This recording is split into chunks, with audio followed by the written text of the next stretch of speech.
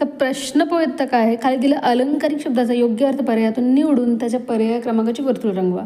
नवकोट नारायण या अलंकारिक शब्दाचा अर्थ काय होतो? भिकारी, दीडशाणा, अतिशय श्रीमंत का भोळा मनुष्य? तर याचा अर्थ होतो अतिशय श्रीमंत. 3 नंबरचा पर्याय इथे बरोबर आहे. पुढील प्रश्न, मुलांना तो दूरचा किल्ला दिसतो का? या वाक्यातील अधोरेखित शब्दाची विभक्ती ओळखा. विभक्ती आपल्याला ओळखायचं आहे.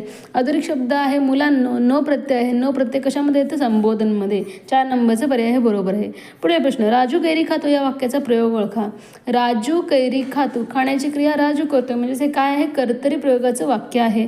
2 नंबरचा पर्याय इथे बरोबर असणार आहे. जर तू व्यायाम केला तरच तुझे शरीर चांगले राहील या वाक्याचा प्रकार ओळखा. जर तर वाक्यामध्ये आलेलं आहे म्हणजे काय असणार? संकेतार्थी. 1 नंबरचा पर्याय बरोबर आहे.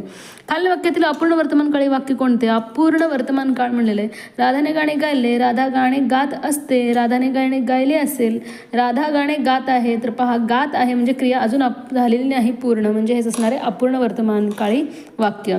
खालपैकी कोणते साहित्य कालिदास यांचे नाही? रघुवंश, शाकुंतल, मुद्रा राक्षस, मेघदूत. तर पहा, आपल्याला विचारलंय कोणते कालिदास, कोणते साहित्य हे कालिदास यांचे नाही? तर या प्रश्नाचं बरोबर उत्तर आहे मुद्रा राक्षस. 3 नंबरचा पर्याय हे बरोबर आहे. त्यानंतर पहा, कालपैकी निश्चितपणे अनेक वचनी शब्द कोणता? तर निश्चितपणे अनेक वचनीचा अर्थ काय? तर पहा, निश्चितपणे अनेक वचनी म्हणजे ज्याचे एक वचन आणि अनेक वचन होतं असे. आपल्याला 2 अचूक पर्याय सांगायचे. सासवा, नातू, नारी, केळी. तर पहा, सासू, सासवा हे याचं अनेक वचनी रूप आहे, म्हणजे निश्चितपणे अनेक वचनी आहे.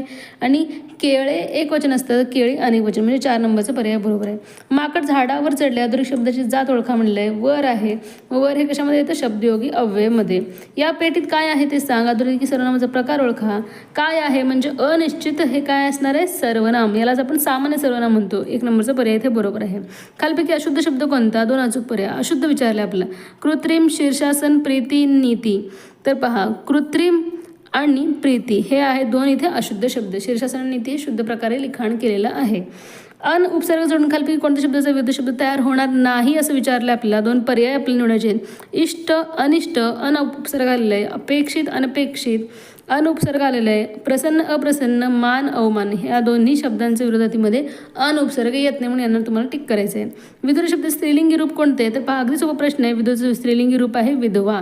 1 नंबरचा पर्याय बरोबर आहे. तर पाहिलं तर ना आपण किती लवकर हे सगळं सोडवलेलं आहे. तर हे कसं शक्य झालं? तर वर्षभराच्या आपल्या तयारीमुळे, वर्षभराच्या आपल्या सरावामुळे आणि वर्षभराच्या आपल्या अभ्यासामुळे. तर असं जर तुम्हाला देखील अभ्यास करायचा असेल तर तुम्ही आजच आपला स्कॉलरशिप स्टडी पॉईंट हे ॲप डाउनलोड करा. तिथे तुमचे प्रत्येक इयत्तेचे कोर्सेस अवेलेबल आहेत. तर डाउनलोड करून तुमची तयारी सुरू करा. धन्यवाद.